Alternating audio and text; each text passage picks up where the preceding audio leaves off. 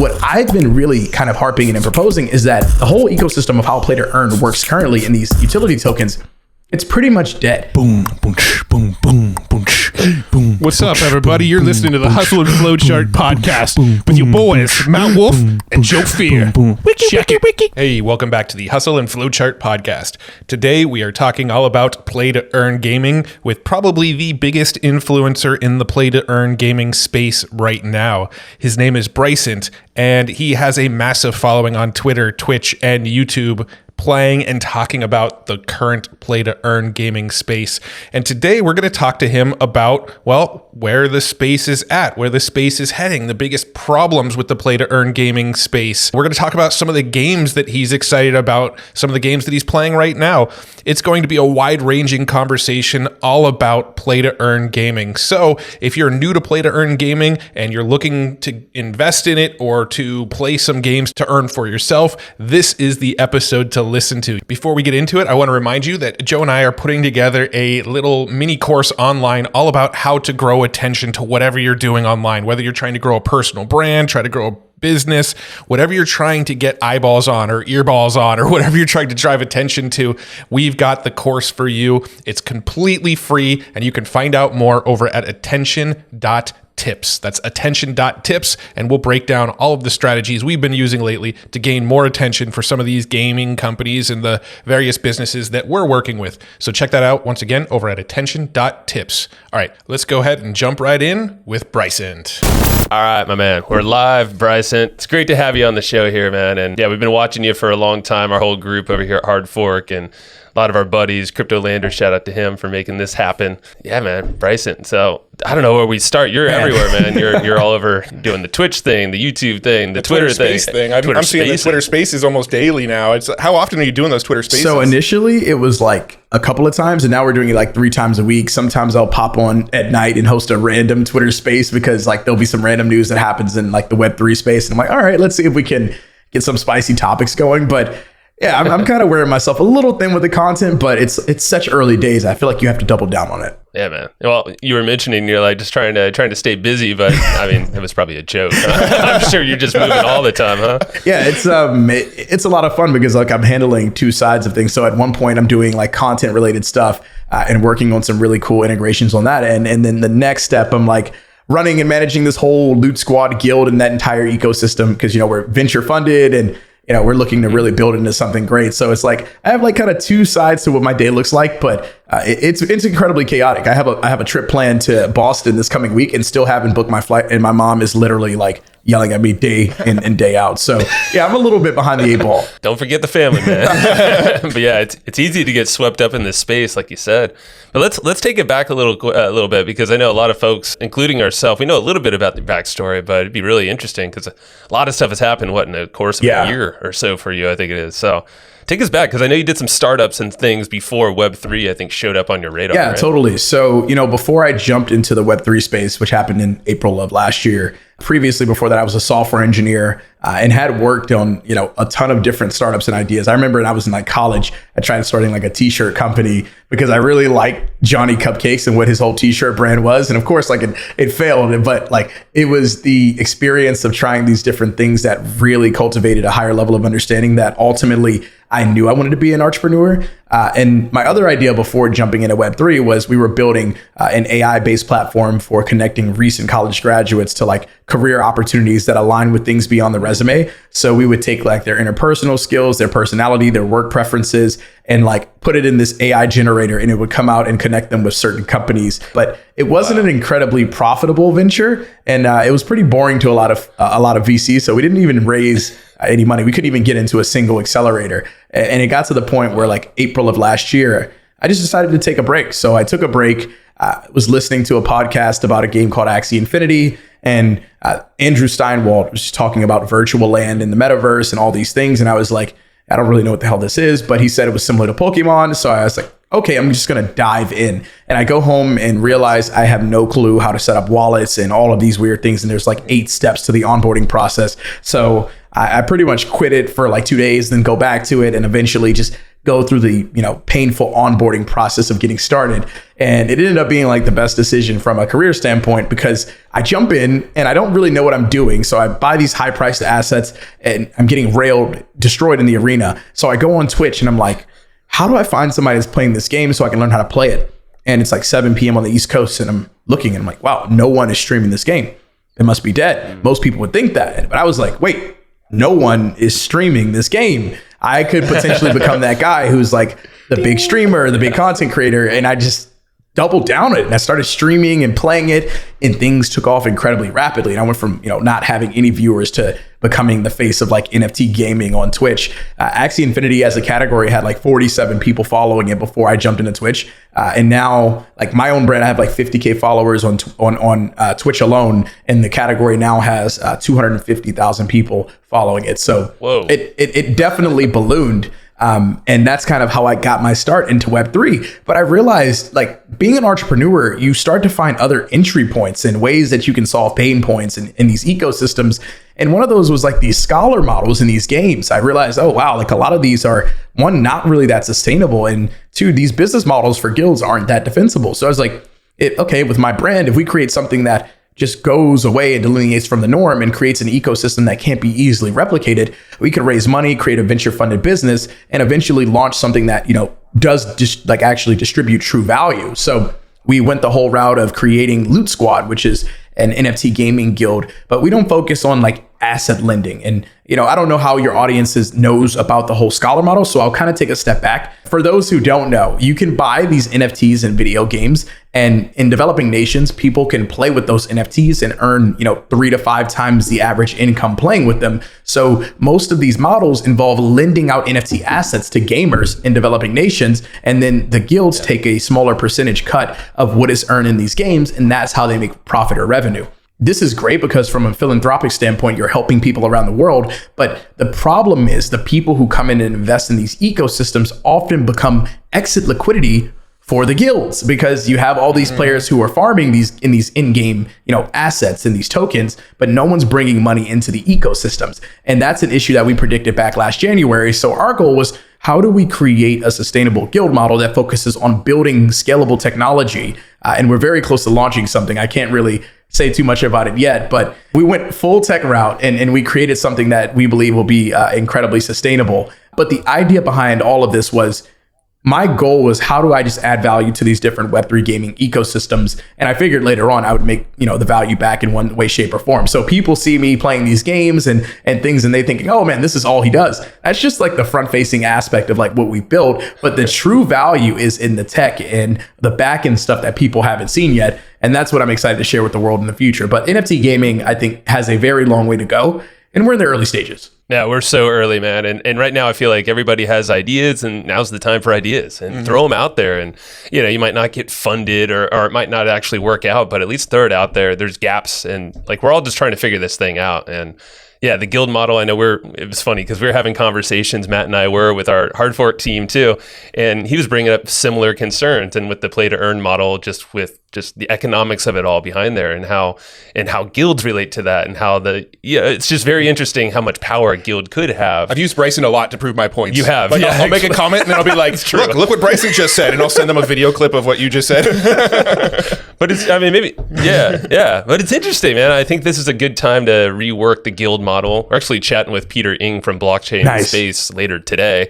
A weird timing for the podcast listeners, but it's interesting because I want to hit him up and ask about kind of the guild model as well from his perspective. But maybe you could bring up some of the play to earn stuff, because I know that's a conversation we've been having a lot. Yeah, I mean, the play to earn it's an interesting space, especially if you're watching Axie. And then another one that we've been kind of paying attention to a little bit is Peg Axie, where you have these issues where there's the governance token, and then you've got the in-game kind of economy token that you earn through playing the game. And yeah, I'm speaking more to the audience because I know you know this stuff, but you have. I love talking about it. Like, you've got these two tokens, but what ends up happening is if there's not enough utility for the in-game economy token, then people are just earning the token, but they have no real use for them other than breeding or just selling them and cashing them out. So what ends up happening is these coins just get inflated, and then the price goes down, and then nobody wants to play the game anymore because there's no real value in the coin that you're earning. So where I'd like to explore with you is like how does that get solved? Like in your opinion, where does it go from here to kind of fix that thing? Man, this is a tough question because it's one that I've been trying to figure out since probably September is when I realized that we were all in this cycle of perpetuating BS that is thinking that games can exist in a world where DeFi is the predicated solution and center focal point of the game instead of like the overall entertainment value being higher. And I've seen a lot of people talk about the idea that the game only has to be more fun than someone else's like traditional job. And the biggest problem with that is the whole idea that gaming at its very core root is supposed to be entertaining. It's supposed to be something that takes stress away and is culturally endemic to audiences around the world, regardless of where you're from. If you look at like, IRL games like soccer, people around the world play soccer. Even like to quote like World War II, there was a point where they were saying that during Christmas, two different sides of the war actually got together for one day ceasefire at night to play soccer. And then the next day they went back to shooting and killing each other, which is, the dark side of that. But the idea is gaming, just like any other sport or thing in the metaverse, should connect people. But one thing that we've seen is that it actually is creating a larger disconnect because everything is so predicated on tokens. So when I think about solving this issue, it's very much game dependent. But from my standpoint, I think for the first thing that needs to happen is there needs to be more inclusivity around. You cannot be having people pay insane prices to get into these ecosystems and games. Like imagine spending $200,000 on land in a game that has nowhere near close to an actual viable land ecosystem. And how do you actually see the world getting $200,000 back out of that? Or if you look at, what's being built in all of these different games, anytime you have a utility token that isn't balanced or structurally sound, everything that you launch after that will always be subject to the value of that utility token and the overall mantra and reputation that comes with, they don't really have a sustainable economy because this token is in the dirt. So what I've been really kind of harping and proposing is that the whole ecosystem of how play to earn works currently in these utility tokens, it's pretty much dead. Like if you follow the Axie model, and I love Axie Infinity, and they're actually changing their model to try to solve some of these problems. But if you follow that same model, as soon as you reach a point of max capacity where the gamers are just all playing for the token and no one is bringing money into the ecosystem because they actually love the game, you will always hit that inflation point and then the token will just ride its way back down. Like in the early days of Axie, you had guilds coming in spending money because everybody wanted to make money. So there was money flowing into the ecosystem. But as soon as you reach that max capacity point where, okay, we have enough guilds and we also see scholars starting to create their own guilds and boom, boom, boom, boom, boom. So from my perspective, I think a lot of what's being built in the play to earn space is very much predicated around the buzzword of play to earn, but not actually creating sustainability. And I think that for that next level, the next generation, a lot of these games shouldn't focus on scholars or even guilds. I think you focus on going back into the Web2 ethos of getting players who want to play these games because the ecosystems are fun, and go back into the idea of under promising and over delivering. Because right now it's, hey, we're going to over promise you and get you to spend a ton of money, and then there's no delivery point. What's stopping a game from going back to the model of just dropping a game title or saying, hey, if you buy this $20 NFT, you get full access to the game, instead of, hey, you buy this $1,000 or $5,000 asset to get full access of a game that hasn't happened yet. You probably make more money in the long run because your game is much more readily cheap for those who aren't in the Web3 ethos to jump into. Like there's enough saturation in Web3 currently. We need to bring in gamers from Web2 who can join these ecosystems and play games seamlessly without having to connect a wallet or understand how Web3 works as a whole. Let them learn that on their own as a byproduct of playing a fun game. But 99% of the games aren't doing that yet. And that's why we see all these ridiculous fluctuations in pricing. And there will never be a world, in my opinion, where the economics of a game can outweigh the actual entertainment value, or else you will run into the same instance. Does this go back to, it's called play to earn, but you've been saying play and earn recently, right? So how does that differentiate? Is that pretty much, buy your way in with maybe a $20 NFT, for instance, and then there's all these interesting assets and other fun elements inside the game that you can kind of earn through?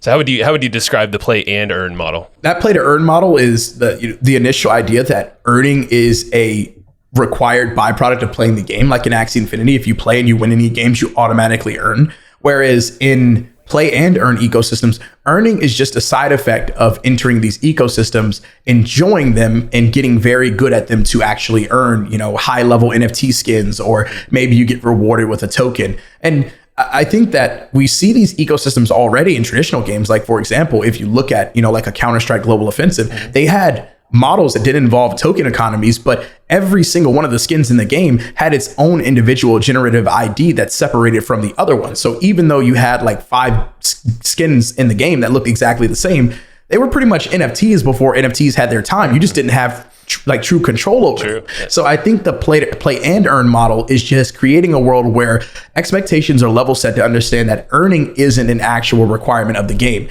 It's just a byproduct of something that could potentially happen, but it has to start with removing inflationary token models as well. If I see any game that has like a utility token that you can mint endlessly, dude, I'm never going to be bullish on the fact that there are enough burn mechanisms to keep that game afloat. Because if you think about it, it still is always predicated on whether or not you have enough new liquidity coming into the ecosystem to balance the economy. Yeah. Like, how can you tell a scholar that is taking money out of a gaming ecosystem to eat or live that they're going to use a burn mechanism to get a new skin? It's not going to happen. Yeah, no way. And if you look at a game like Axie, where 95% of the player base is probably scholars, even if you created 10 burn mechanisms, it doesn't mean they're going to be used. Yeah. Well, it seems like also like there's this kind of narrative in play to earn gaming where one of the big benefits is that you own the assets, right? You own the skin, you own the character, you own whatever the assets are. But it seems like any game that has a lending mechanism to it is sort of counter to that ideal, right? Yeah. Because if there's these lending mechanisms, what you end up getting is just a bunch of investors going and owning all the assets and just lending them to people, you know?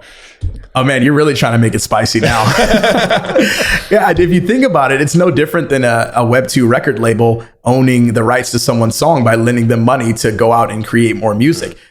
All guilds are just glorified gatekeepers to Web3 ecosystems, and the game's perpetuated because the games know that in the current standpoint, the guilds allow them to have a bit more liquidity by giving out large sums of assets. But in that same ethos, the guilds actually kill your games, because if you look at Pegaxie, once one guild dumped, the rest just followed suit all the way to the bottom. So it's like, yeah, you give up the organic building that's needed to create a game in the initial stages, but you kill your lifespan of your game by overestimating the value of what a guild ecosystem is going to bring to you if it's not bringing gamers who are playing the games for fun. If everybody's playing for earning, I don't think there's ever a space where we truly reach a balance, because the burn mechanisms won't matter, especially if those gamers are coming from developing nations. This is interesting because I know a big thing. It's crazy. There's so many gamers out there because the stats, I think it's what, 3 billion gamers out there in total, and what, like about 1-ish%, I think it's like 1 to 5% are played to earn.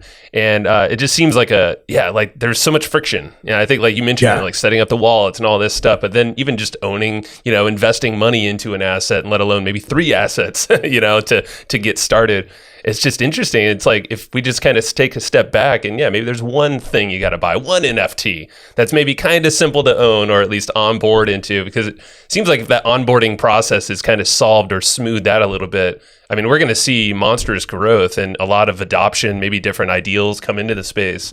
I don't know. It's just so interesting, but I think that's the biggest challenge right now is a lot of what we're talking about, but also the onboarding, just getting people in to experience this and make some of it.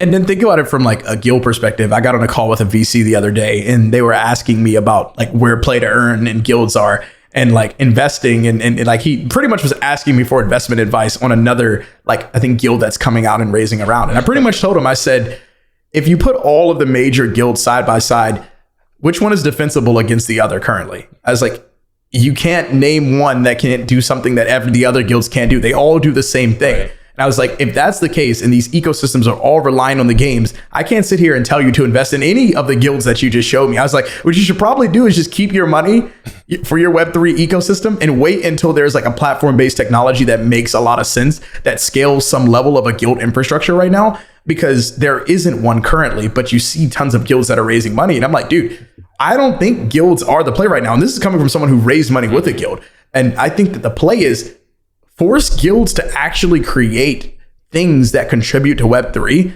that aren't value extraction mechanisms. When you find that, you find the guild that's going to be potentially a decacorn, and in the startup world, it's like a $10 billion company. Sure. But that hasn't happened yet. And right now, everyone's so caught up in this simple play to earn ideology that no one is thinking, yo, what happens when this doesn't work? Until now, when we realize it really doesn't work. And it's funny because, dude, when I tell this stuff and I tweet it out, like, of course, you're going to get less engagement because people think you're fudding. I'm trying to help people realize that this ecosystem is going down unless we do things to fix it. But it's cool that you guys kind of are open-minded and understanding that, like, we all need to make changes if we want to see, Web3 gaming become incredibly operable. Oh man, I mean, we came from, business, still in business stuff, but marketing and like kind of traditional type business and Web 2 primarily. And then we saw Web 3. We're like, wow, there's so much opportunity here, and the mechanisms, just what you can do. It just opens up, and it's like Idea City, just let's go crazy, but also collaborate and figure out something sustainable. And everyone said, think long term. Like, we're in the early 90s right now, so don't rush to figure something out and like rush to cash, whatever. Play to earn games are like AOL, Prodigy, CompuServe. That's where we're at right now. It's like, we haven't, they haven't gotten to like the mainstream big adoption yet. So, I mean, we're very, very, very bullish, very big proponents of blockchain based gaming. But I mean, we're with you. We think that there's quite a bit of optimization to go still. In my opinion, I feel like blockchain gaming only becomes mainstream when it doesn't feel like blockchain gaming, when somebody doesn't need to connect a MetaMask wallet, when somebody doesn't need to onboard through Coinbase and then transfer to Solana and then, get it into a wallet and then sync it and then pay the gas fees to get the, when it's just, okay, I installed this game, I created an account, they create the blockchain stuff in the back end for me, and then I'm just going. I feel like that's what it needs to get mainstream, and we're still pretty far from that. And right now, people like us, people like you guys, we're building the plumbing, right? We're figuring out, we're working out all the kinks so that when it is ready to go mainstream, we've figured all this stuff out. That's kind of where my head's at with the gaming space right now. Totally. And I'd like to get you guys' thoughts on like on-ramp capabilities. Like, for example, if there was a game where you could, spend $20 to get an NFT, but you didn't need to do any of that wallet stuff, and there was like on-ramp capabilities to pretty much say, hey, put in your credit card, we'll convert this into ETH so you can buy the NFT for you. So your $20 is just coming out of your account regularly. I think that's something that would bring more people into this ecosystem, but would love to get you guys' thoughts. Yeah, I mean, there's a lot of I think even Coinbase and some of these other platforms that are more crypto coin based. I mean, there are debit, using a card, and we'll convert it into that. So you don't have to do the whole wallet setup. I know there's like I don't know if that's active yet, but that's coming. I think getting it into credit card to some conversion mechanism, a platform that just makes that super simple. I don't know if that's MetaMask or if you look at like Rally token, which is like Rally's a creator token, they have their own built-in onboarding. We bought some Rally tokens because we had a friend who was launching a coin, and you just go straight to Rally. You say you want to order some coins. It asks you how much. You put in your credit card details right there. They give you the coins, and then you could cash them out and transfer them into Coinbase if you want, because Rally's on Coinbase and some of these other platforms. So, I mean, I don't see it as too far off. The technology already exists in other platforms. We just haven't really seen it in gaming yet. Yeah, I agree with you. And what is one type of game that you wish you would see in the metaverse that hasn't come out yet? I'm tired of seeing card games and RNG games. Like, what are you guys' thoughts? Well, it's interesting with the card game thing, because I know that's very Southeast Asia. Like, they're into card games. I know that's why Axie really took off. And I learned that recently. I was like, oh yeah, now it makes sense. And it doesn't work in a lot of other parts of the world. So for me, I love first-person shooters. That was how I always got hooked in, like Counter-Strike and Grand Theft Auto. I'm like, those types of games, man. I would play all day long. I've always been a big RTS guy, StarCraft and Warcraft and Command and Conquer and that kind of stuff. I would love to see a real good RTS game come out. Also, Diablo 2 was one of my favorite games of all time. We're investors in Synergy Land. Synergy Land to me has some real Diablo 2 vibes, so I'm excited about that one. But I mean, that's kind of where I'm at. I love the RTSs. He loves the first-person shooters. That's what we want to see more of. Around, big world. Yeah. I feel like that lends itself to, to play and earn as well. There's so many elements that you can, I like, like economies built into things too. Like, so Sandbox, I just love the concept of how someone can kind of build something there of their own thing, but it's involved in this bigger community. And I think just thinking like that, like that's how we can start building up on top of this cool technology. Everybody's all, hot about it. And like, so let's get some of the brightest minds and see how it all kind of connects and how we can do our own thing within a greater space. Yeah, but I think you do bring up a point that we've been sort of noticing, like these patterns of like, everybody seems to kind of be duplicating Axie, right? Like I feel like the big hot game at the moment is Cyball, and we do actually have some Cyball scholars that are playing with our characters and stuff right now. But Cyball to me feels very similar to Axie. And then you got Rebel Bots, which is coming out, which we've met the team at Rebel Bots. We really like the guys, but feels very similar to Axie. It seems Yeah. like there's a lot of just kind of duplication going on. And I feel like a lot of these gaming companies started to build these games when they thought Axie was the model. And now these games are finally coming out and we're realizing, okay, the way Axie built it, we're starting to realize is maybe not the best way to run the token ecosystem there. I mean, I agree. I'm a big FPS fan. I've been playing this game called Mini Royale. Oh, yeah. Not shilling them. They don't pay me, but it's a really fun game and fits the play and earn ethos. But yeah, like all of these games that are like somewhat replicable of Axie, I've been keeping my guild far away because another loop that you can go down as a guild is you realize that if there's earning potential, a scholar is willing to leave any guild to join any other guild if the earning's there. So it's like you could fall in this loop where you're playing catch up every single game because a guild gets in before you, and your scholars see that their guild scholars are doing the same thing. Like we saw it with Axie, Peg Axie, and Cyball, and I'm sure another game will come out and immediately people say, "Oh, are you getting scholars in this game?" And the first thing I tell them is like, "Nah, we're taking our time, we're sourcing everything." Because I think for like long-term sustainability, I just don't want the guys who come in after me to be exit liquidity for me. Yes. I want to be able to add value to what they're doing, because if someone's first Web3 experience is a bad one, they are 10 times less likely to give it another go, especially if you add on the fact that they could potentially lose thousands of dollars. So I try my very best to like think about the guy who's coming in 2 to 3 months from now that might be buying these assets and think, how do we make the experience just as good for him as it was for me when I jumped in? Yeah, man. Defensibility, it sounds like you're talking about with guilds, like, because we're seeing the same thing. But also, I'm curious of how you're approaching like the onboarding of new gamers, because I feel like the more games that we chat with, because we're focused on the media and content side primarily as our group, and that's the common thing is like we want more active gamers, but it's not from the same pool of gamers. You know, it's like maybe it's NFT buyers, and they're kind of like, okay, I want to add some more utility or play with these NFTs I either bought, or I kind of know how to work my way around Web3. And then you have obviously traditional gamers that maybe can be converted over. Is there an approach that you take maybe with your content, just anything that you're putting out there to kind of attract more into the space? Yeah, so I've been trying to, shift my content to be less about just updates in games and to be more educational about the space. So a wide variety of games. And this transition for me happened back in like November, December. I'm working on a deal and recently signed a deal with like Gary Vee and their Vayner Sports team. Nice. So they represent me from a marketing and media standpoint, and we're working on really cool integrations. And the idea is to like make me the face of Web3 gaming. And for that to happen, it couldn't just be focused on your own, Axie Infinity. It was like, how do we focus on the transition into having you playing multiple games and interacting with these ecosystems, collaborations, partnerships? And I really saw a big jump in that shift in terms of people being more interested in me as the NFT gamer, not the Axie guy, in January, when I started, one, hosting Twitter Spaces, and two, just speaking openly about the biggest problems with this ecosystem as a whole, and not just focusing solely on, when's the next Axie update? Like, to be honest, like there are so many games coming out, putting myself in a bubble instead of betting on the entire NFT gaming space is career suicide at this point. I think for any creator, and it's a fine line to balance, because you need to be the person that's not shilling games, but is also providing enough entertainment value to,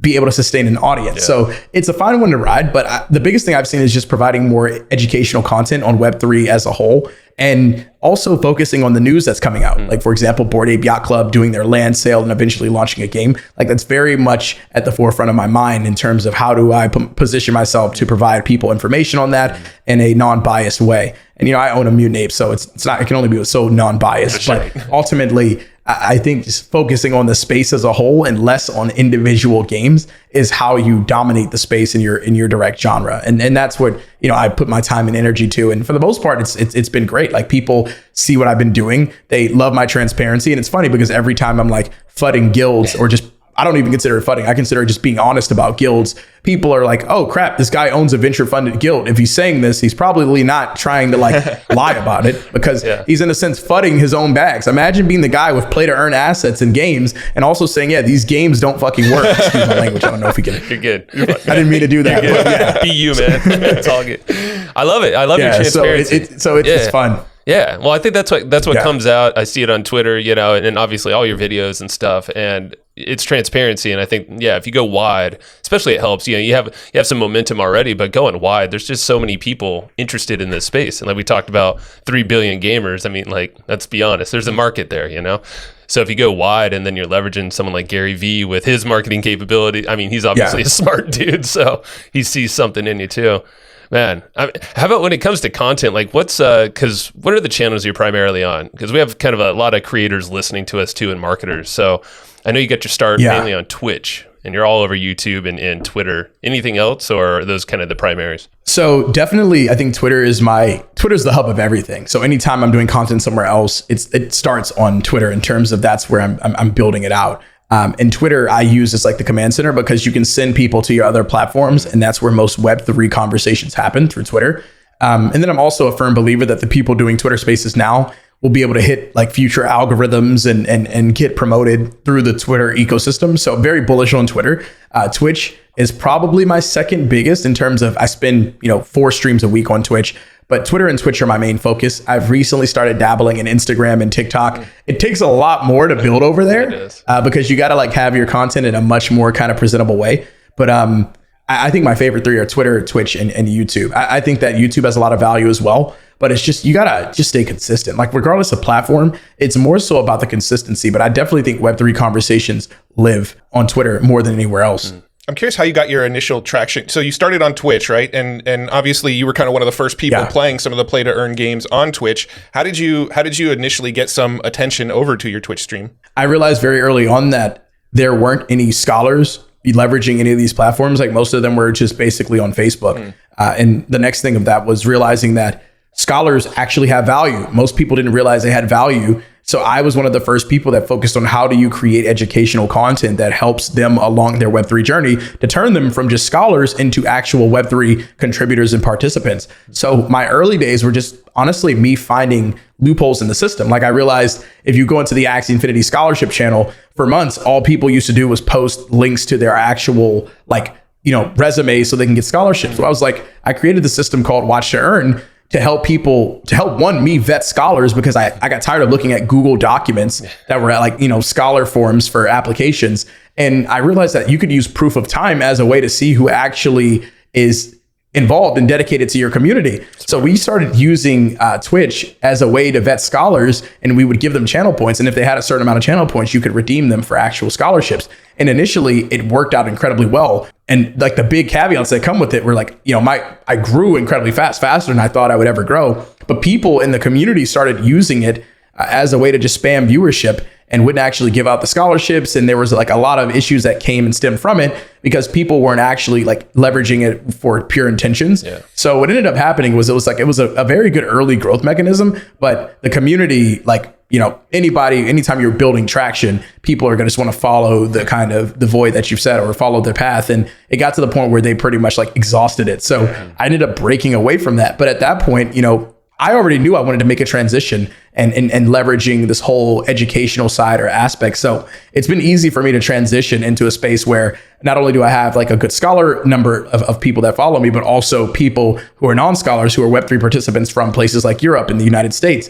that follow my content and understand what I'm doing. So I've been able to like build a pretty solid balance and keep people very much engaged in the ecosystem for like the content I do provide. But I think that it's not a simple thing to kind of do because transitioning your brand multiple times is very difficult. But I think if you focus on how you are going about things in a transparent, open, and honest way, you'll always run into people who want to be a part of what you're building. And that's pretty much how I've done it. I don't really have any like crazy like strategy that I like go down the list on. I just kind of wake up and when something seems fun, like I do it. Like for example, I did like a stream and Worldwide Web3 guy came into my chat and was like, yo, jump into the game. And we ended up like hosting like a spontaneous rap freestyle concert like in Worldwide Web3. Yeah. And then and that resulted in a day, like they want to do more YouTube content with me and my brand. And I'm like, dude, you just never know how opportunities come about. It's just you handling things in a genuine way and the right people kind of like, follow suit. So it was a thing where it's been like a really interesting transition.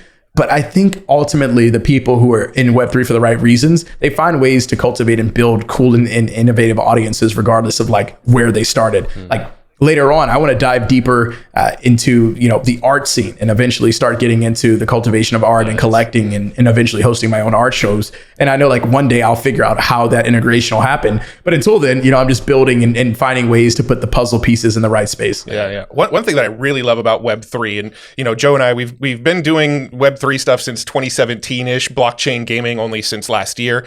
But one thing that I really love about this space is it doesn't feel like anybody's untouchable, right? Like you find a game that you like, there's a good chance you could get the person who developed the game on a call, talk to them, learn about the game, learn about where the game is going, and get all the details. And then next thing you know if it's a good game that you want to buy the NFTs for, or buy some of the tokens at the token sale or whatever. And I really, really love that, because you mentioned the thing about the guy from World Wide Web where he just jumped on the Twitter Spaces, and you got, or was it a Twitch stream or a Twitter Space? I think it was a Twitch stream, right? Oh, it was just a Twitch Space. Yeah, 100%. A Twitch stream, excuse me. Twitch Space. Yeah, no, I think that's one of my favorite things about Web3 is that like everybody feels so community based. And, we come from like a digital marketing, like affiliate marketing background where it's a very competitive thing. It's a very, very ego driven. And where we are now, everybody seems like, the going term is WAGMI, right? Everybody's, all ships rise together, right? So I think that's what I really, really love about this space the most is everybody feels like they're trying to help. I mean, there's a lot of bad actors still, don't get me wrong, but it feels like the people that are legitimate are all trying to help each other out a lot. No, I totally agree. And if we're going to turn this thing around, the play to earn, we're going to figure out a good way here. Hey, I'm giving games like another year and a half, and then what's going to happen is I'm going to eventually launch a gaming studio with Loot. So if they don't get it right between now and then, I'll eventually come up with a game and an ecosystem. Because I think like you said, it's so early. It's hard to believe that it won't happen. I want to get you guys' thoughts. Did you see where Dr. Disrespect started his own NFT AAA gaming studio? Did he? No. I didn't see that, no. But he's got the audience, right? And he's got all the connections. He has all the connections, all the audience. And I'm like, you guys are running out of time. You're you're like early guys, early to the party. Your time is running short. You have Dr. Disrespect. The Bored Ape Yacht Club is going to drop a game. Yep. I don't know if the game will be great or not, but they have the audience to do whatever the hell they want at this point. So it's like the early movers in NFT gaming, their time is running short, in my opinion. Yeah. How long before Gary Vee starts building a game studio? I wouldn't see that not on the radar. Well, look where the V friends are going, man. It started from this little sketch, but like he's already saying, man, there's a whole roadmap there with each of those and turning into a game. I think he even mentioned there's a game in there somewhere. We'll see. We'll be watching your Twitter. Maybe I wouldn't say that's outside the realm of possibility. I could totally see Gary going that direction. For sure. But. Yeah, I think a gaming studio would be sick. Oh, yeah. I was just going to say, like, it's interesting because you're like, there is time running out in a lot of instances because, like, you could see there's gaps. You're talking about it, like, just on Twitch. You found a gap in the market. Here's a whole big platform, on Twitch and tons of gamers and no one was streaming, play to earn stuff during at least the time that you were looking for it. And like that's going to spread everywhere. There's still opportunities everywhere, but like the gaps are closing for sure. Like what are some of the biggest opportunities for people new in this space that maybe not the gamers, but folks that want to build some of the plumbing and content or whatever, maybe some of the tech? Like what kind of gaps are you looking at right now that are pretty wide open or valuable at least? So from a media persptive, media, I think there's a lack of really good media coverage. Oh yeah.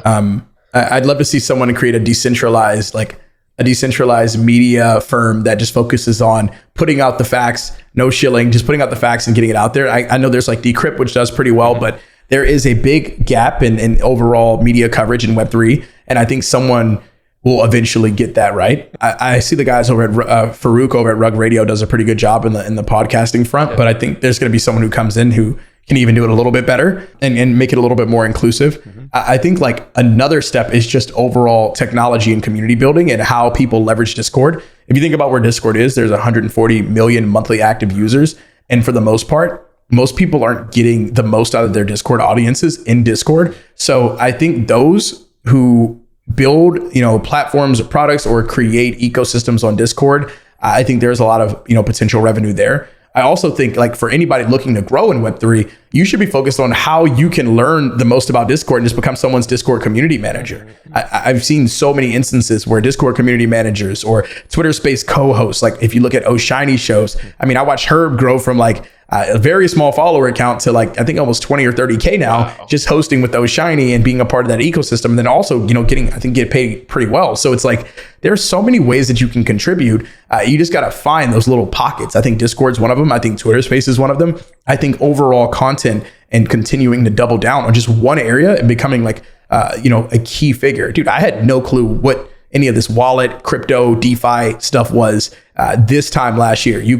I couldn't name any of that stuff. And it's like now people look at me as if I'm like one of the leading figures in the gaming space. And I'm like, you are, yeah. You can change your life in a couple months. And it doesn't take long. It's just how do you double down and figure out the audience that you provide value to? And it doesn't have to be an insane big audience. I've seen people with just a couple thousand followers really build out their own spaces in Web3 and monetize and be able to make a sustainable living just off of their following and their transparency and building out their own platforms that they think are incredibly innovative. Yeah, so much opportunity, and you called it, man. There's so much value. As long as you're giving value, there's so many people out there willing to collaborate with you, open up the doors, at least do a test run. And yeah, hit them up in the DMs on Twitter, man. You'd be surprised. You get a lot of responses, and you never know. Just give a little bit. Yeah, I feel like with Hard Fork Gaming, that's what we're trying to do. We're trying to do the media thing where we're we're trying to build this sort of transparent media source where people can come to us and learn about games, and they don't feel like there's any bullshit. It's kind of like you get what you get, and you can make your decisions based on what we're talking about. Because I do feel like there is a little bit of when you get on YouTube and you start hunting down games. Like if I go and do a search for Pegaxi right now, it feels like every single video about Pegaxi is an investor in Pegaxi trying to pump their bags, right? It's going to 100x.